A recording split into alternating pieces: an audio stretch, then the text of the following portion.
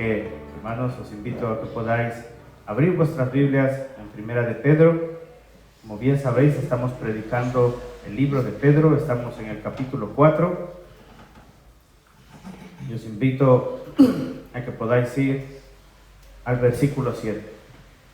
Si no tenéis Biblias, podéis levantar vuestras manos y nuestro hermano Marcelo os estará haciendo llegar Biblias a donde estéis. Primera de Pedro, capítulo 4, versículo 7, y estaremos leyendo hasta el versículo 11. El sermón de esta mañana está titulado Servíos y edificaos, dado que el fin se acerca. Servíos y edificaos, dado que el fin se acerca.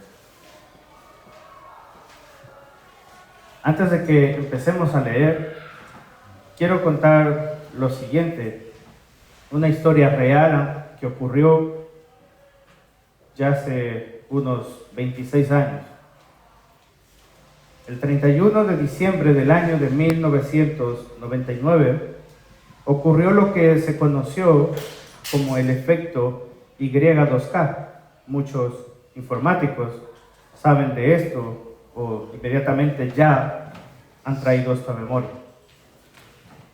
O conocido más coloquialmente para el resto de personas que no manejamos estos términos, el error del milenio. Fue una histeria colectiva basada en el temor de que los sistemas informáticos colapsaran al cambiar la fecha del 31 de diciembre de 1999 al 1 de enero del 2000. Se creía que al usar solo 2 dígitos para el año, las computadoras interpretarían 1900 en lugar de 2000, provocando fallos en bancos, transportes, en energía, en servicios, agua. Volvería toda la situación manejada por los sistemas informáticos en una crisis a nivel mundial. Y alguno dirá, bueno, hoy en día, si llega a ocurrir eso, alguno dirá, le damos un golpe en el lateral y que se reinicie, o se añade lo que posteriormente se ha ido añadiendo hasta el día de hoy, software, autorizaciones, etcétera, etcétera. Y hasta ahí parece simplemente un problema, informático. Pero si a esto le acompañó una supuesta profecía de un supuesto profeta llamado Nostradamus, que diría que llegado ese año se acabaría el mundo. Y si a esto se le añaden las fechas que según el calendario maya indicaba sería el fin del mundo el 1 de enero del 2000, es lo que llevó al colapso, a la histeria, al desespero de muchas personas, incluso al punto de quitarse la vida. Muchos vendieron todo lo que tenían, muchos se quitaron la vida, muchos incluso empezaron a robar, sabiendo que les quedaba poco tiempo de vida al mundo. Empezaron a pensar en, bueno, me queda poco de vida, esto se va a acabar, pues empezaré a tener las mujeres que quiera, empezaré a hacer esto. Empezaron a ver en ese último mes más robos, etcétera, etcétera. Otra parte de la sociedad, antes de que llegara el 2000, se registró que algunos familiares que estaban peleados hicieron las paces, se reunieron, vendieron sus propiedades, dieron de comer a pobres, intentando que llegara el fin del mundo y, si Dios veía esto con agrado, poder ser salvos por mérito. Como veis, las crisis, las situaciones, siempre sacan lo peor del ser humano o sacan lo mejor. Pero ambas, siempre con un objetivo de buscar un mérito de beneficio propio o mérito de una posible salvación. Gracias a Dios, nosotros como creyentes podemos entender que si el fin llegara esta misma tarde, por nosotros mismos no tenemos mérito alguno. Por nuestros propios méritos nos correspondería ir de cabeza al infierno. Pero si hoy fuera el fin, o esta tarde fuera el fin, y el Señor nos permite entrar a su presencia, sería solamente por el mérito de Cristo Jesús en la cruz. Así que esto es lo que quiere el apóstol Pedro a través del Espíritu Santo, que el Señor a través del Espíritu Santo, que nosotros podamos comprender en estos textos que te invito, me acompañes a leer. Primera de Pedro, capítulo 4, versículo 7. Pero el fin de todas las cosas se acerca. Sean pues ustedes prudentes y de espíritu sobrio para la oración. Sobre todo sean fervientes en su amor los unos por los otros, pues el amor cubre multitud de pecados. Sean hospitalarios los unos para con los otros, sin murmuraciones. Según cada uno ha recibido un don especial, úselo sirviéndose los unos a los otros como buenos administradores de la multiforme gracia de Dios. El que habla, que hable conforme a las palabras de Dios. El que sirve, que lo haga por la fortaleza que Dios da, para que en todo Dios sea glorificado mediante Jesucristo, a quien pertenece la gloria y el dominio por los siglos de los siglos. Amén.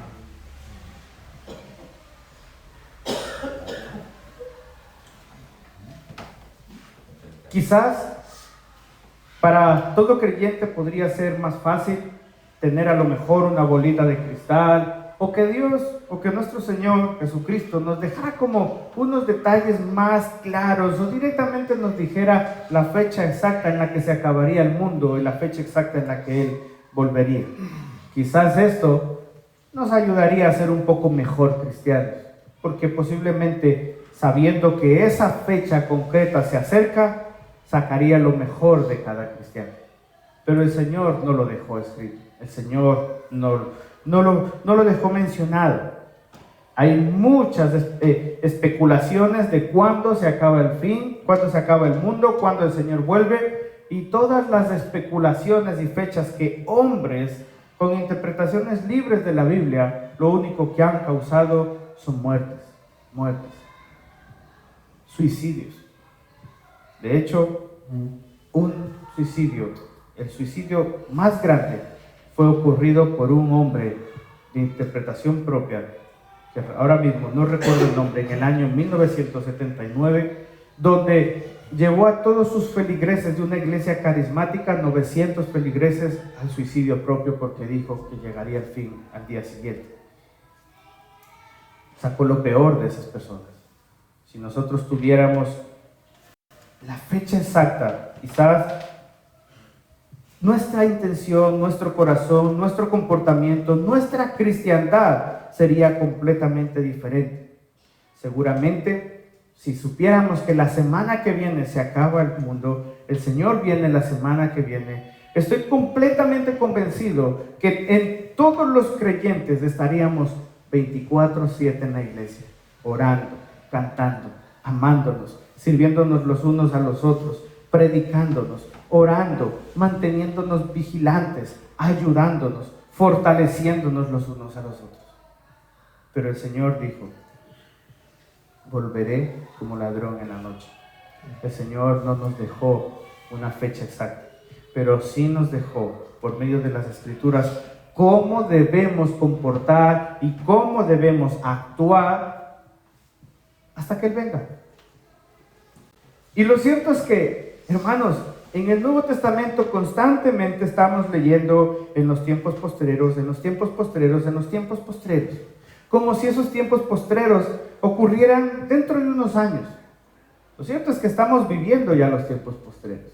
Desde que el Señor Jesús ascendió al cielo y el Espíritu Santo bajó, empezaron los tiempos postreros. Desde ese inicio de los tiempos postreros, los creyentes han sido perseguidos. Los creyentes han sido asesinados. Los cristianos, por mostrar su fe, han sufrido penalidades.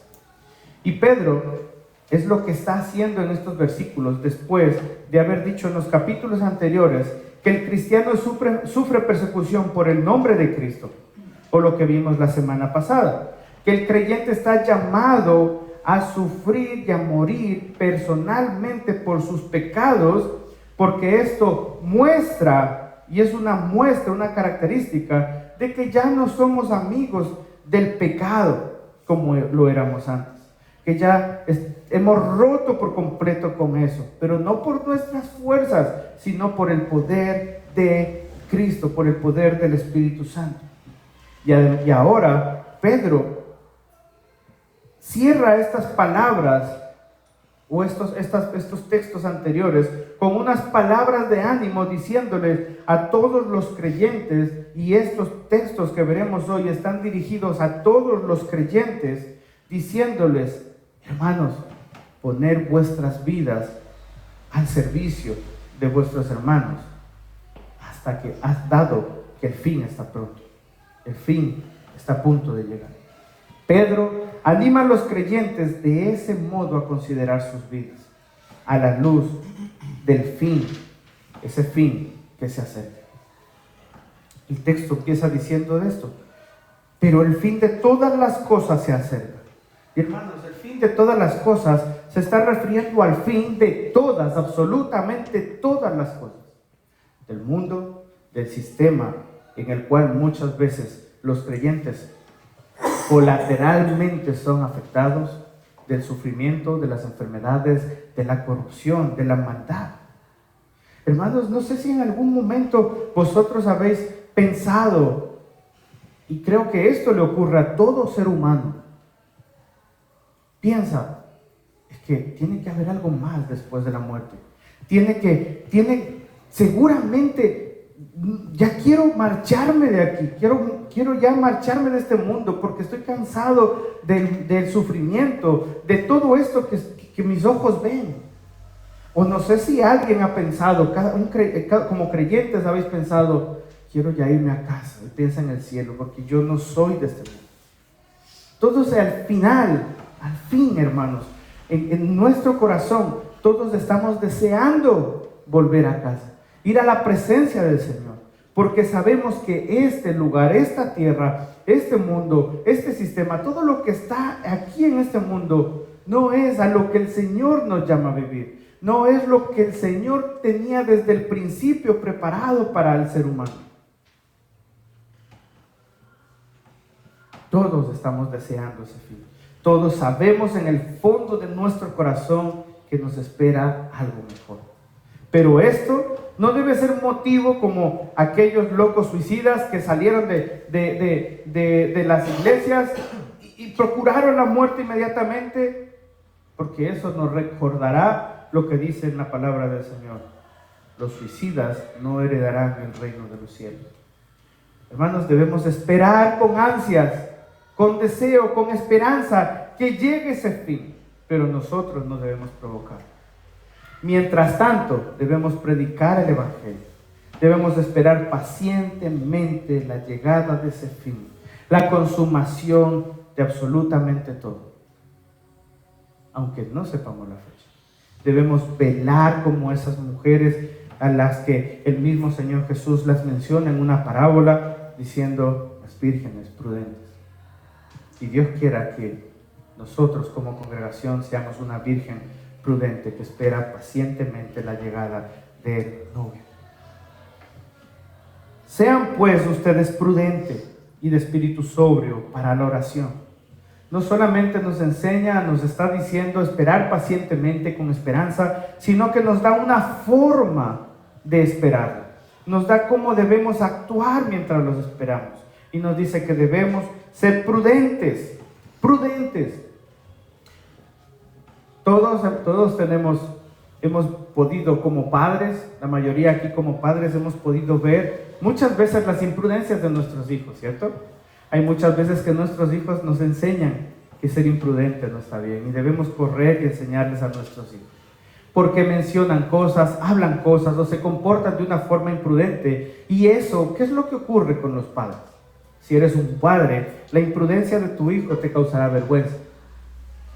Esto es lo que ocurre cuando un hijo, cuando un creyente actúa de una forma imprudente, está causando vergüenza a quien lo llamó. La imprudencia no solamente es algo que se pueda decir, sino de una forma en la que se pueda actuar. Debemos ser prudentes con nuestra forma de hablar con nuestros hermanos.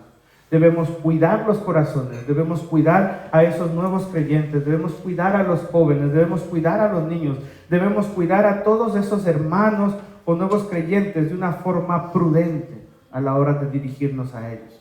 A la hora de tratar a las hermanas, tratarlas con prudencia, con respeto. Pero también debemos ser prudentes fuera en ese mundo, no frecuentando lugares donde posiblemente podemos caer. No frecuentando amistades que pueden corromper las buenas actitudes, los buenos modales, los buenos principios. Debemos ser prudentes. En pocas palabras, esto es lo que coloquialmente se podría decir: no juegues con fuego, porque al final te terminarás quemando. Cada creyente debe ser prudente en su vida, en su estilo de vida. Cada creyente, en el tiempo que le queda en este mundo, debe comportarse prudentemente a la hora de hablar o a la hora de frecuentar lugares. Pero también le dice a los creyentes: y de espíritu sobrio, con calma, no busquéis peleas, no seáis pleiteros como las personas del mundo. Ser prudentes, ser sobrios, pacientes, pensar las cosas antes de hacerlo. No seáis como antes, que por emociones tomabais decisiones y actuabas. No, ahora debéis actuar sobriamente, ser guiados por el Espíritu Santo. Y además de esto, espíritu sobrio, fijaos cómo dice, para la oración. Hermanos, el Señor Jesús reprendió o regañó a los discípulos cuando Él estaba orando en el Getsemaní. Mientras Él sabía que ya estaba a su fin, estaba orando: Señor, ayúdame, fortaléceme, ayúdame a pasar de esta copa, porque si fuera posible. Y de repente Él, en su momento más trágico, de más sufrimiento, vuelve donde los discípulos, y los discípulos estaban roncando, estaban dormidos. Hermanos, nuestra actitud, nuestro comportamiento debe ser sobrio por medio de la oración, sabiendo que el fin está cerca. Y mientras el fin está cerca, no debemos ser como esos discípulos que se quedaron dormidos, sino como el Señor, sabiendo y creyendo y entendiendo que es que el fin se acerca. El fin se acerca. El Señor no nos ha dicho si mañana 11 de mayo es el fin, pero deberíamos vivir como si mañana 11 de mayo fuera el fin, velando en oración, acercándonos a la presencia del Señor, amando a los hermanos como corresponde. Y esto nos lanza a los siguientes versículos, versículos 8 y 9. Sírvanse y ámense los unos a los otros según el don que han recibido. Versículo 8 y 9 dice lo siguiente: después de decirles ser prudentes, ser sobrios para la oración, les dice lo siguiente: sobre todo, por encima de todo, sean fervientes en su amor los unos por los otros. Después de haberles dicho, velar por vuestra santidad, por vosotros mismos, por caminar como debe ser mientras esperáis la venida del Señor, haber velado espiritualmente por vosotros, ahora también ser fervientes en amor con el resto de los hermanos. Porque ¿cómo podremos velar por otros si ni siquiera velamos por nosotros? ¿Cómo podemos orar por otros si ni siquiera somos capaces de cuidar nuestra vida espiritual? Hermanos, hace unos domingos comentaba la famosa frase de Richard Baxter, que dice en su libro Pastor Renovado: tenga cuidado de no estar predicando acerca de Cristo a otros mientras que usted mismo esté sin Cristo. Hermanos, el Señor nos llama a velar, a buscar al Señor, a fortalecernos a nosotros mismos, a conocer del Evangelio mismo.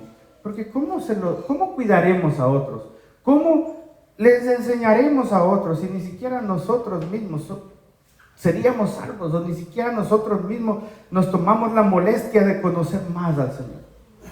El Señor muestra responsabilidad personal para luego lanzarnos a tener una responsabilidad con el resto de hermanos.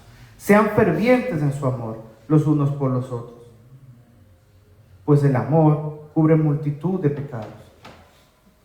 El Señor, con estos versículos, sabe conscientemente que estamos dentro de una iglesia llena de personas que tienen virtudes y defectos, y muchas veces más defectos que virtudes. Y aquí yo el primero.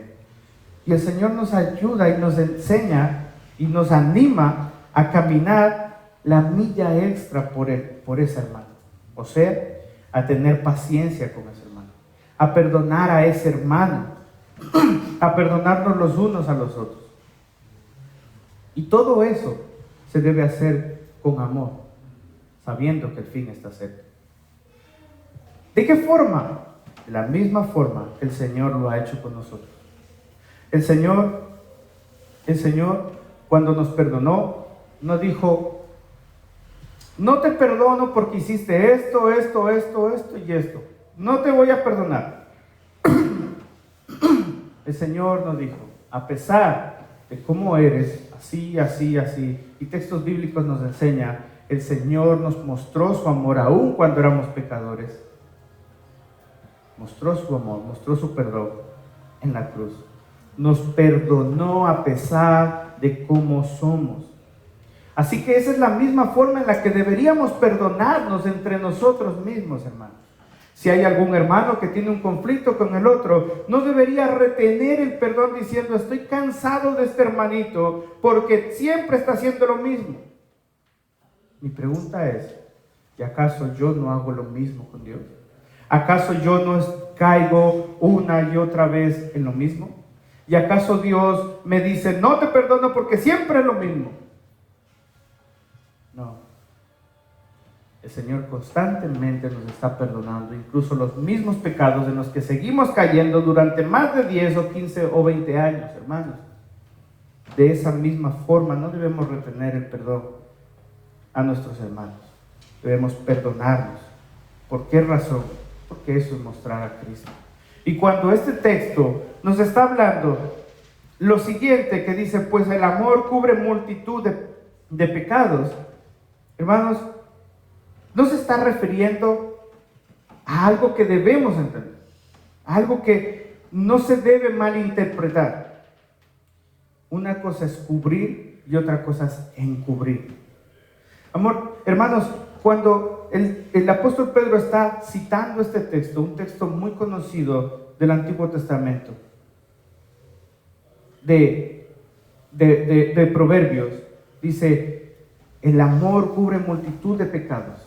O sea, el amor con el que el Señor te amó, con el que el Señor te perdonó, debe hacer que no solamente que cubrió, sino que te quitó el pecado. De la misma forma, debes amar a tu hermano, debes perdonar a tu hermano, debes soportar al hermano, porque posiblemente ese amor lo haga entrar en razón, posiblemente ese amor y ese constante perdón lo haga recapacitar, lo haga arrepentirse, y constantemente ese amor que tú tienes con ese otro hermano, el que ha pecado, está recibiendo constantemente gracia de Dios a través de ti.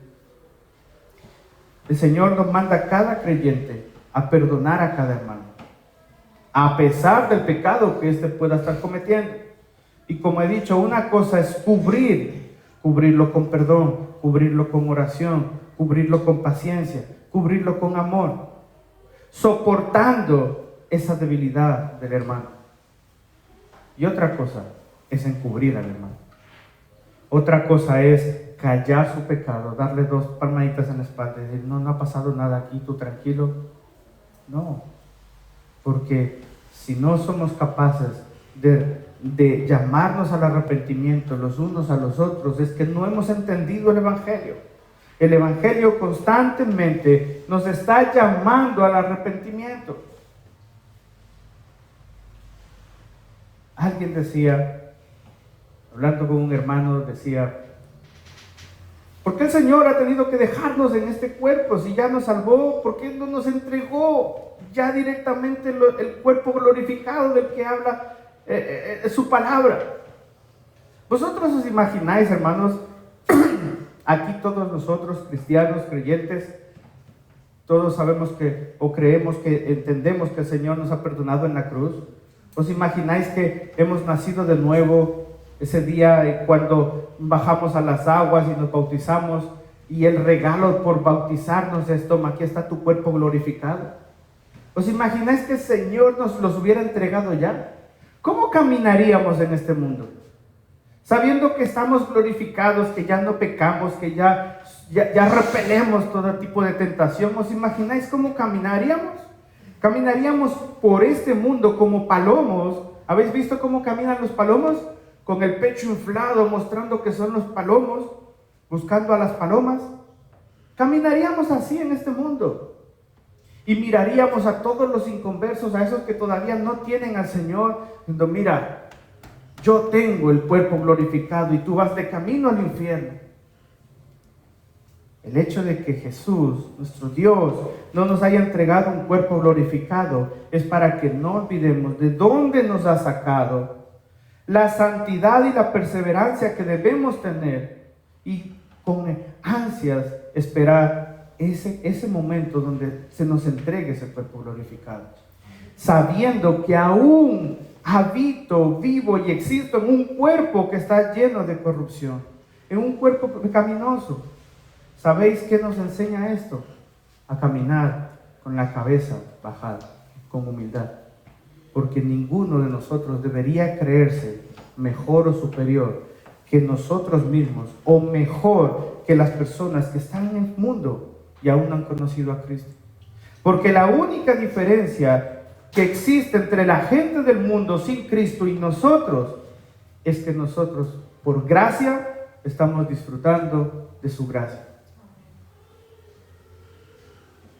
Pero algo que sí nos deja completamente claro el mismo Señor en Juan capítulo 13, versículos 34 y 35, y nos lo deja muy claramente, es Juan 13, 34: un mandamiento nuevo les doy, que se amen los unos a los otros, como yo os he amado. Fíjate que no dice: amaos los unos a los otros como papá o mamá os amó. Porque enseñarle eso a nuestros hijos, eso está bien. Pero si os dais cuenta, deja un listón mucho más alto, más glorioso, más sublime, más precioso a imitar. No es una meta o un listón alto imposible de alcanzar, sino que es un ejemplo precioso, hermoso, sencillo, misericordioso de imitar. Amaos los unos a los otros como yo os he amado. Así es como debemos amarnos. Así también se amen los unos a los otros. En esto, solamente en esto, conocerán todos. ¿Quiénes son todos? Los creyentes y los no creyentes, que son mis discípulos, y se tienen amor los unos por los otros. Sí se tienen amor los unos por los otros. Hermanos, un cristiano debe mostrar que es cristiano no por lo bien que recite solamente la palabra de Dios, no solamente por lo pulcramente o bien cubierto que esté. No, un cristiano muestra su cristiandad por el amor que profesa, por el amor que muestra a sus hermanos, a su familia, a sus hijos, incluso el amor que muestra y les enseña a aquellos que aún no tienen del Señor. Justamente, hermanos, algo que ha hecho incluso el cristiano sea menospreciado, incluso no creído, que la gente no crea en nuestra predicación, es ver cómo incluso hay shows en medio de las iglesias, o incluso ver las peleas que hay en medio de esas personas. Y esto no muestra a Cristo, hermanos. Debemos amarnos como Cristo los unos a los otros como Cristo nos ha amado. Por amor, Cristo entregó su vida. Por amor, Cristo bajó a este mundo. Por amor, enseñó. Por amor, sanó. Por amor, cayó. Por amor, obedeció al Padre y su obediencia fue reflejada en la cruz. Hermanos, debemos amarnos los unos a los otros. Y continúa diciendo ese versículo 9. Sean hospitalarios. Fijaos cómo el apóstol Pedro nos está dando características y formas de que cada creyente debe vivir hasta que el fin llega. Sean hospitalarios los unos con los otros, sin murmuración. Pedrito, podrías haberlo dejado ser hospitalarios los unos con los otros, pero el Señor conoce nuestro corazón perfectamente y añade sin murmuraciones. La hospitalidad en el mundo antiguo, en el primer siglo, se debe entender de la siguiente forma. Los viajeros comercializaban, o familias que se movían de un lado a otro, normalmente dependían de alojamientos como hostales, pensiones. Al viajar por la noche tenían que coger cualquier tipo de alojamiento. Y por lo general, las posadas en ese tiempo eran inseguras e incómodas o no estaban limpias del todo. Por eso los viajeros evitaban las posadas y buscaban alojamientos en casas privadas o en casas de amigos. Y Pedro, entendiendo esta costumbre de ese tiempo, no muy lejana a la nuestra todavía, les dice: ser hospitalarios. Ser hospitalarios con vuestros hermanos, los unos con los otros. Si os dais cuenta, Pedro está hablando de creyentes, ser hospitalarios como cristianos, los unos como los otros. Pero aquí podemos observar dos tipos de huéspedes. Porque sí que es cierto que muchas veces en nuestro corazón está el deseo de atender a hermanos, de alojar, incluso que se queden 2, 3 días o una semana en nuestras casas. Y cada creyente debe ser hospitalario. Por cierto, aprovecho la oportunidad para decir, si nunca has invitado a un hermano a tu casa, déjame decirte lo poco hospitalario que eres. Todo creyente debe invitar a otro hermano, a su casa, atenderlo, servirle, de la misma forma en la que Cristo sirvió a sus discípulos, de la misma forma en la que Cristo dio ejemplo de servicio. Pero ahora déjame hablarte de dos tipos de huéspedes. Están los huéspedes abusivos y están los huéspedes agradecidos. Con el primero, posiblemente muchos hayamos experimentado esa situación. Huéspedes que a lo mejor, y sería triste decir creyentes, pero vamos a hablar de una forma generalizada. Huéspedes que hemos alojado en nuestra casa y posiblemente han dicho 1 o 2 días y se han terminado quedando 1 semana, 2 semanas o 3 semanas. Gastando, consumiendo, ensuciando, y lo hemos hecho con amor, con cariño y sin esperar nada a cambio. Y posiblemente te ha tocado un huésped abusivo que cuando se fue ni siquiera te dio las gracias y te dijo: el año que viene nos vemos.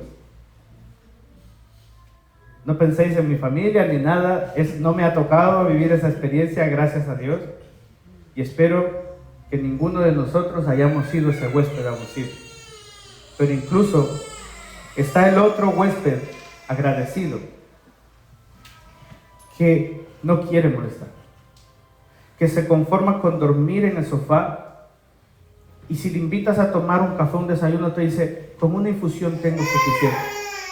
Y muestra su gratitud y muestra que no quiere molestarte, y cuando se va te da las gracias y si puede te paga lo que ha consumido.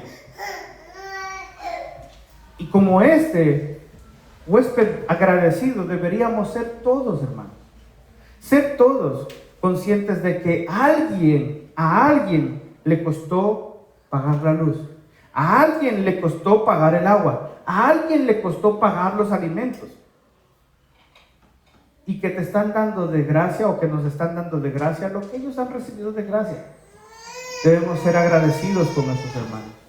Muchas veces la ética cristiana se ha perdido. Y al momento de ser creyentes, creemos que ya somos señores y que nos deben atender como a señores. No. Debemos recordar que somos hermanos y que debemos ser respetuosos con las posesiones de otros. No ser abusivos. Esto es lo que Pedro le está diciendo a esos cristianos. Ser buenos hospedadores. Y si os toca uno u otro, no murmuréis. Hacerlo como para el Señor. No murmuréis.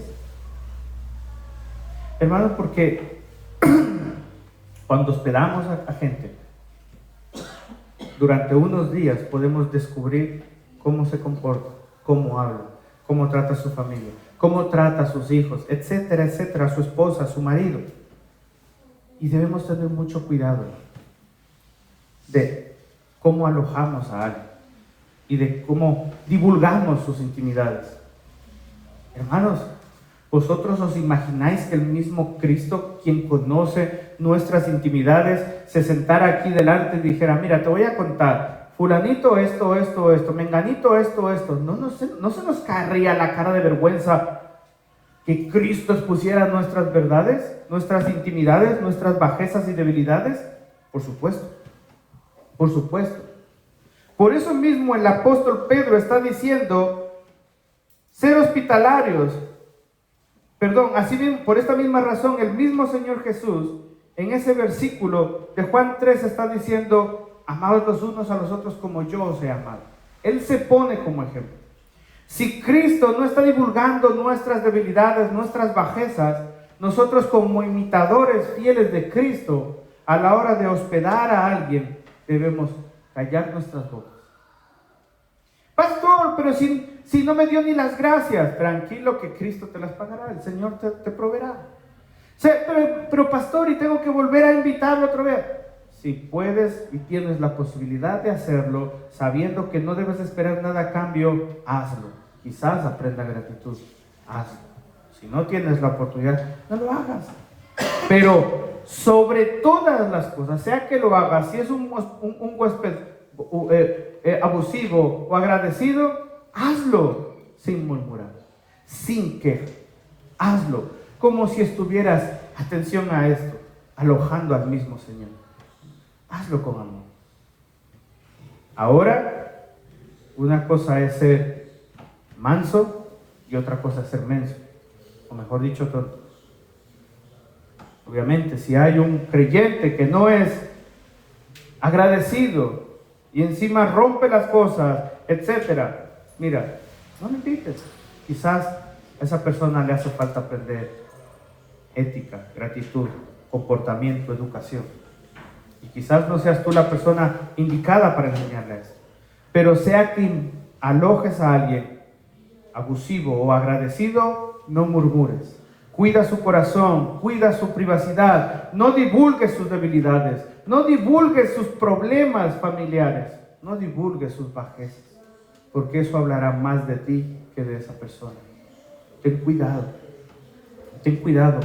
Y como después de estos textos, de estos versículos, el Señor, el apóstol Pedro, a través del apóstol Pedro, después de haber dado esas indicaciones, se dirige ahora a todos los creyentes y también a los que sirven en las congregaciones, diciendo en el versículo 10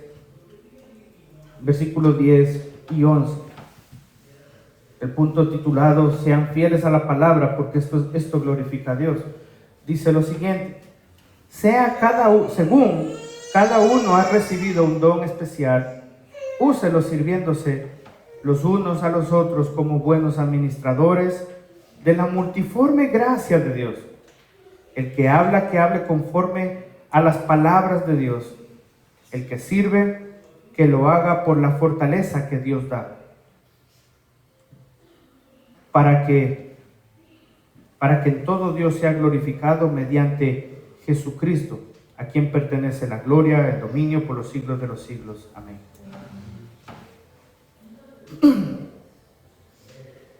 Hermanos, en las iglesias están conformadas principalmente por miembros y visitas.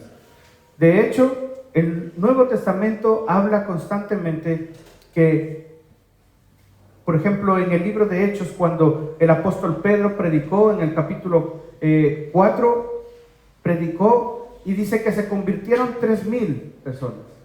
Y esas personas fueron añadidas a la iglesia. Si nos damos cuenta, va sobreentendido que esas personas se añadían a la iglesia. Y en esas iglesias hay pastores, hay líderes, diáconos responsables, están puestos por Dios para cuidar a la congregación. Pero esos pastores y diáconos no son señores ni dueños de la congregación.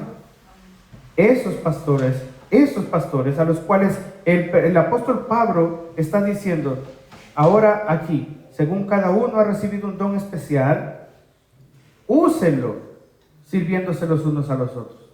Hay ministerios en la iglesia, hay personas que han recibido ciertos talentos en el campo de la predicación como los pastores, también como las enseñanzas, del asesoramiento, evangelización, administración.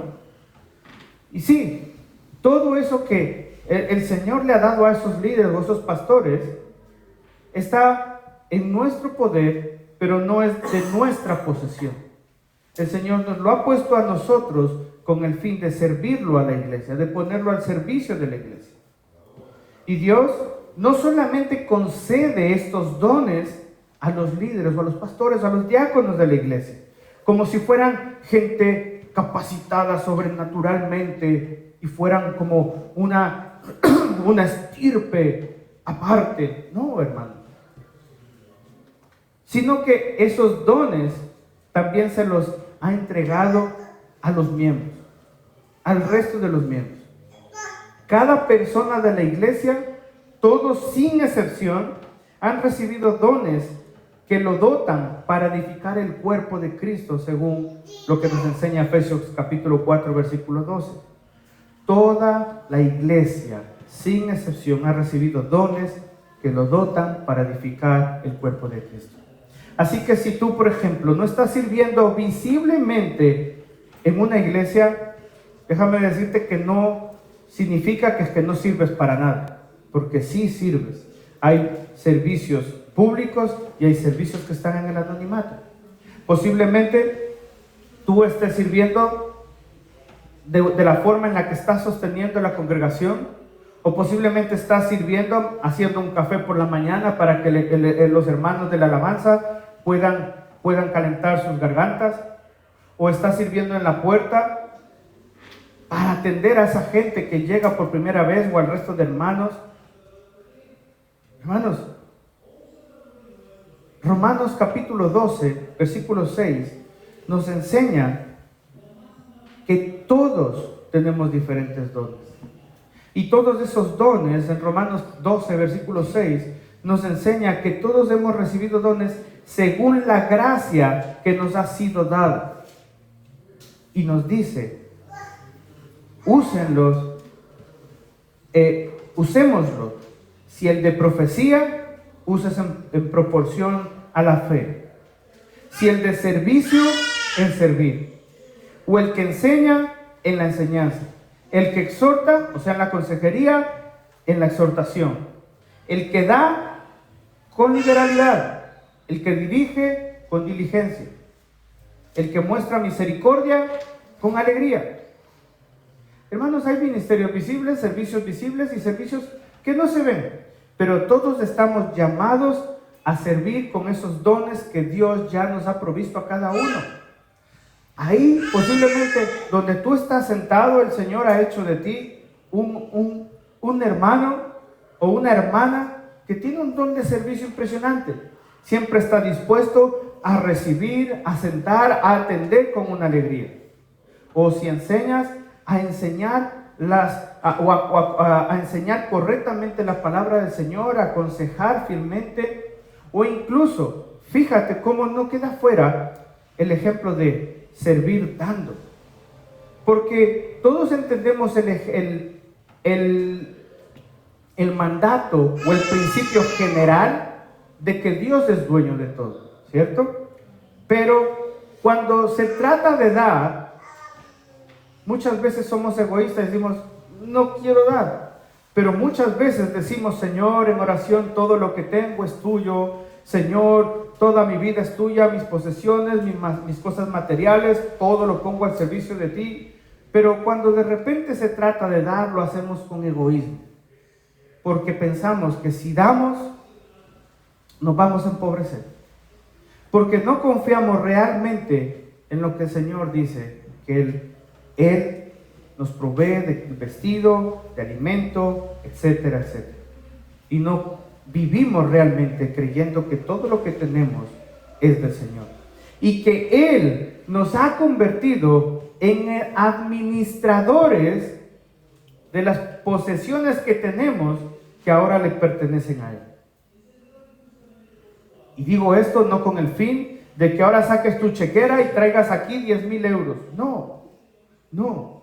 Sino que responsablemente muestres tu amor con gratitud, también con tus bienes materiales. ¿Para qué? Si es para ayudar a un hermano que está en pobreza, no le des dinero, cómprale comida.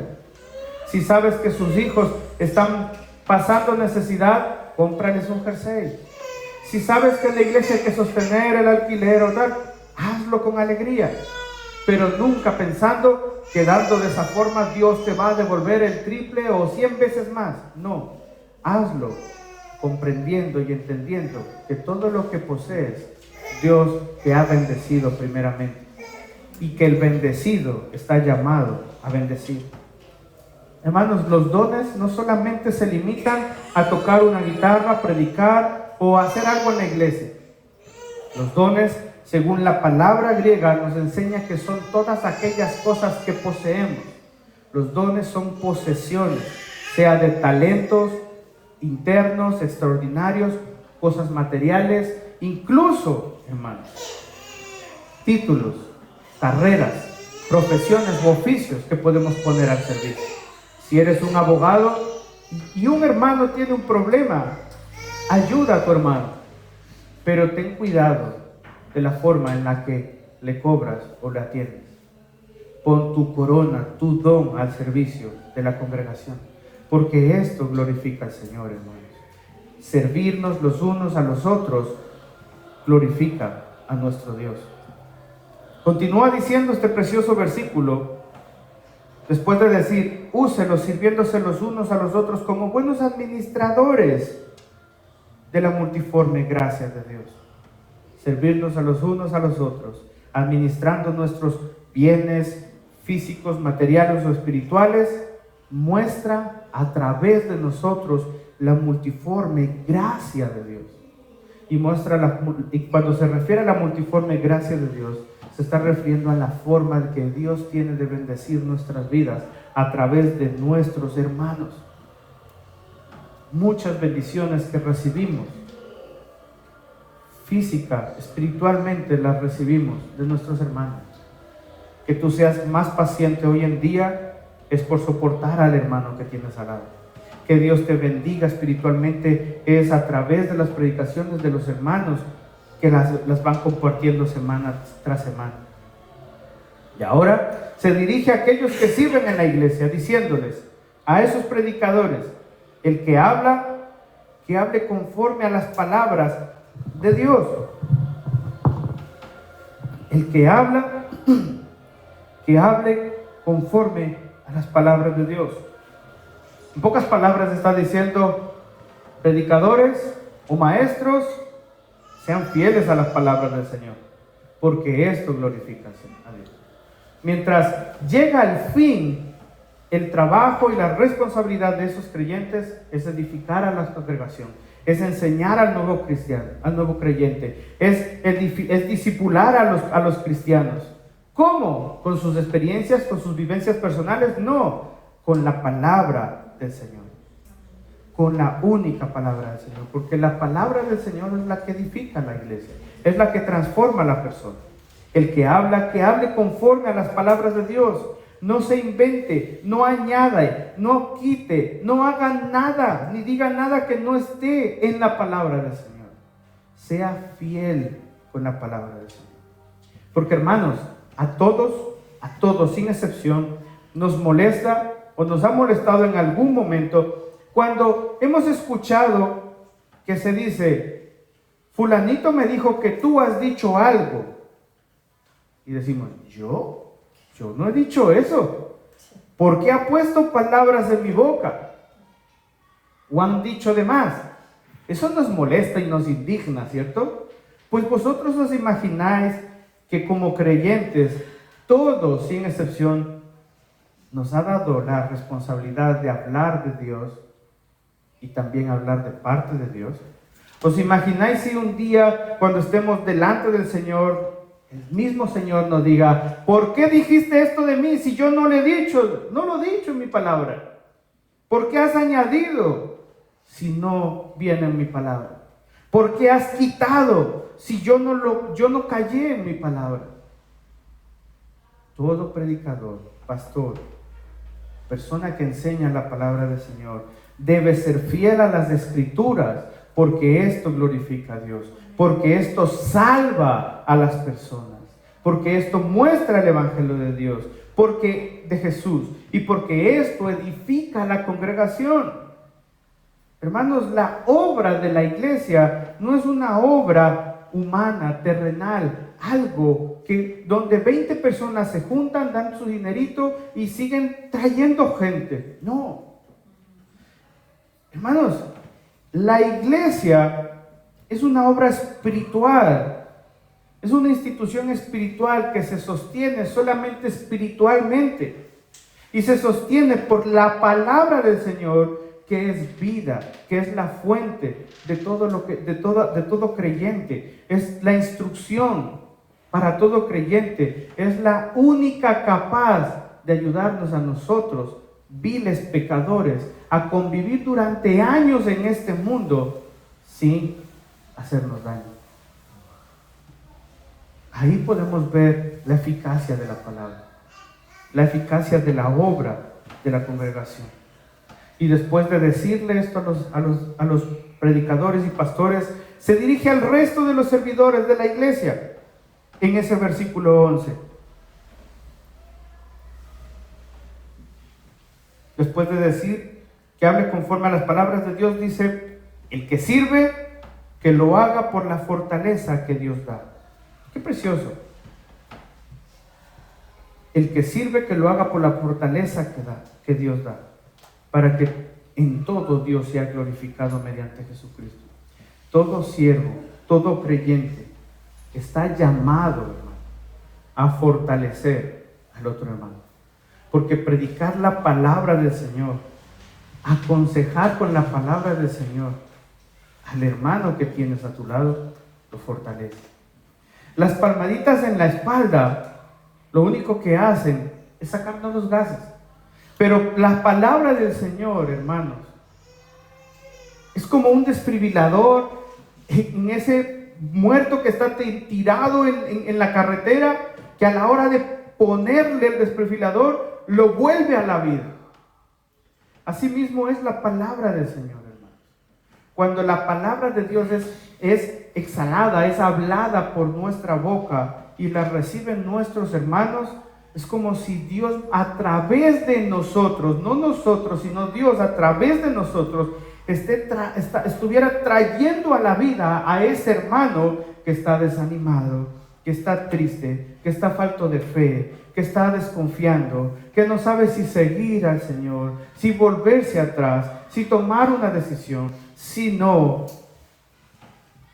Pero cuando escuchan la voz del buen pastor, su oveja la escucha y lo sigue.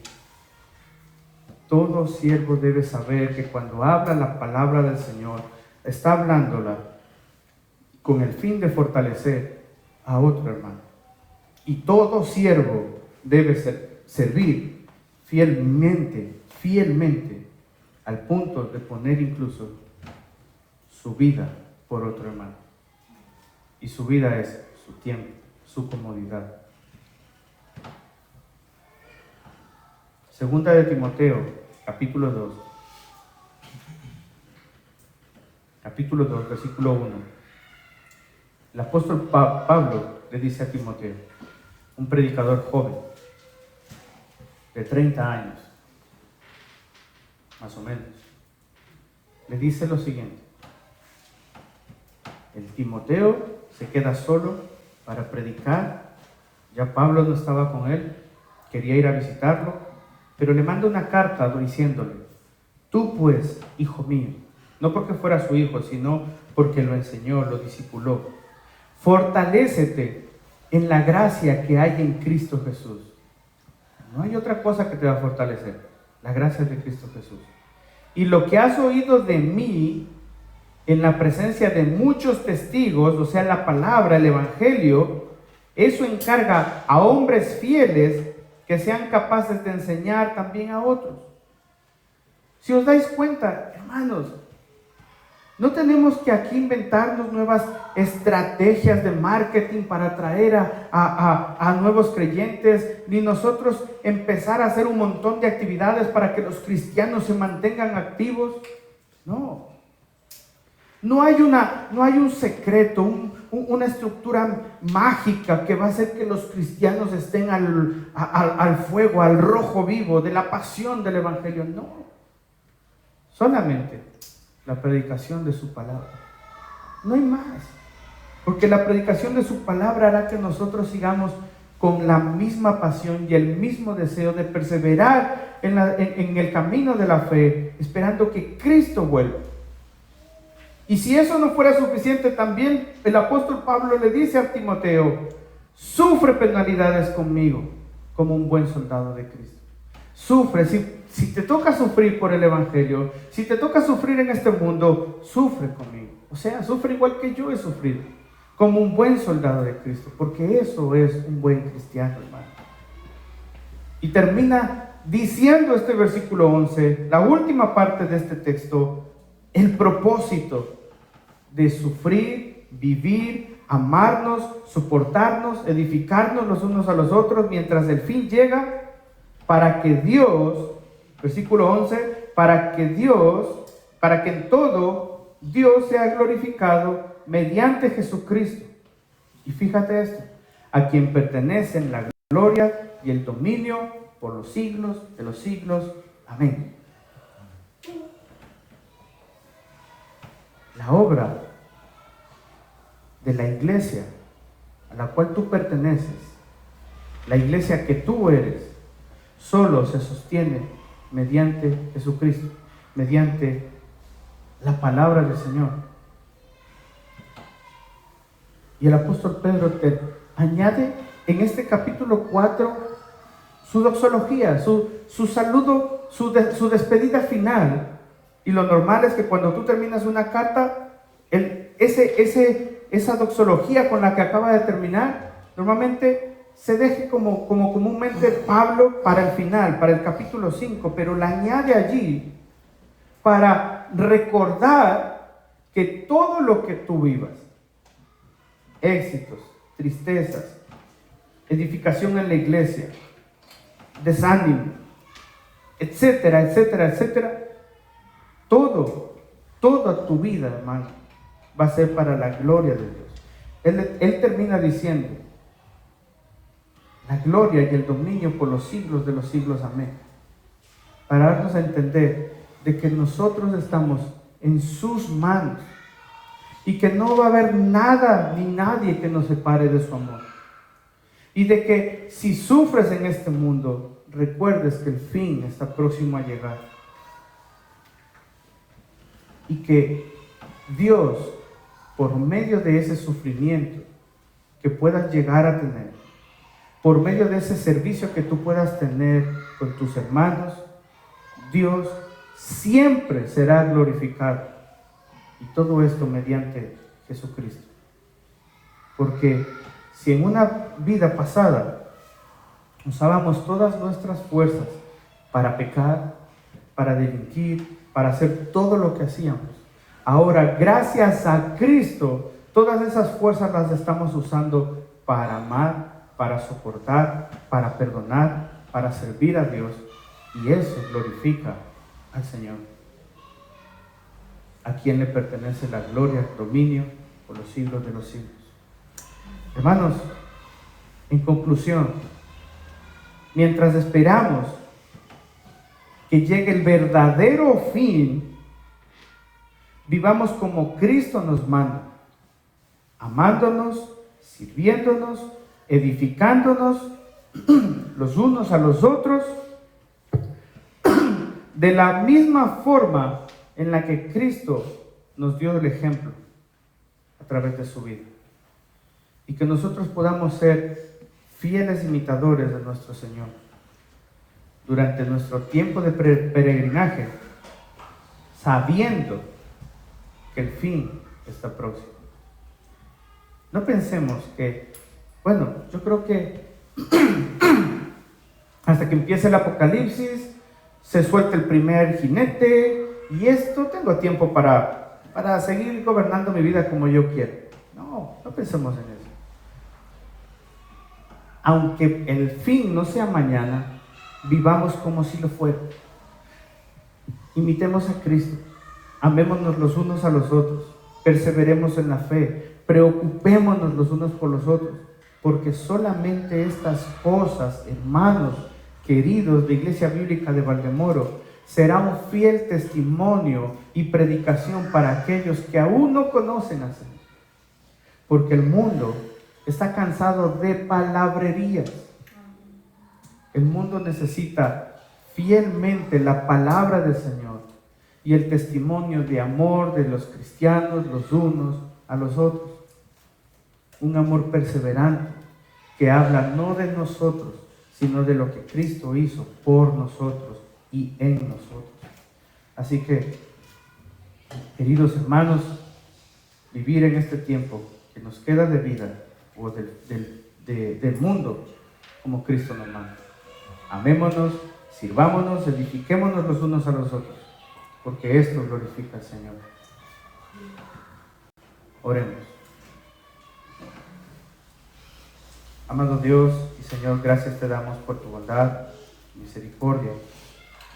Gracias, Señor, por tu bondad. Gracias, Señor, por ayudarnos en esta mañana con la predicación de tu palabra. Señor, te ruego por cada uno de mis hermanos, para que podamos vivir, Señor, una vida en la cual nos amemos, respetemos, honremos y preocupemos los unos por los otros. Qué difícil se nos hace muchas veces amarnos los unos a los otros, porque habiendo amado sinceramente antes de ser creyentes, nos hirieron, nos dañaron o jugaron con nosotros, y quizás abrirnos ahora que somos creyentes sea más difícil, sea un poco más complicado. Y lo cierto es que no estamos exentos de volver a ser fallados o heridos. Pero tú nos llamas, Señor, a hacerlo. Porque esto no habla de nosotros, sino de la obra que tú has hecho en nosotros. Así como tú nos amas a nosotros a pesar de nuestros pecados, nuestras caídas, nuestras debilidades, sigues mostrando con cada uno de nosotros tu amor, así nos llamas a hacerlo los unos con los otros, a no tener miedo de amarnos los unos a los otros, a ser recíprocos, a no decir que somos una familia solamente de labios, sino verdaderamente a creerla y a vivirla. Amado Dios, te ruego, Señor, que fortalezcas esta tu congregación, Señor, que la edifiques, Señor, única y exclusivamente con tu palabra y con el poder de tu Espíritu Santo. Señor, te ruego también que puedas poner el anhelo y el deseo en cada uno de los miembros, Señor, de servirte, no durante un año o dos, sino hasta lo último de sus días en la tierra. Señor, porque como dice tu palabra, el que no vive para servir, no sirve para vivir. Amado Dios, ayúdanos. Ayúdanos, Señor. Te lo ruego. En el precioso nombre de tu Hijo Jesús. Amén. Amén. Santo por siempre.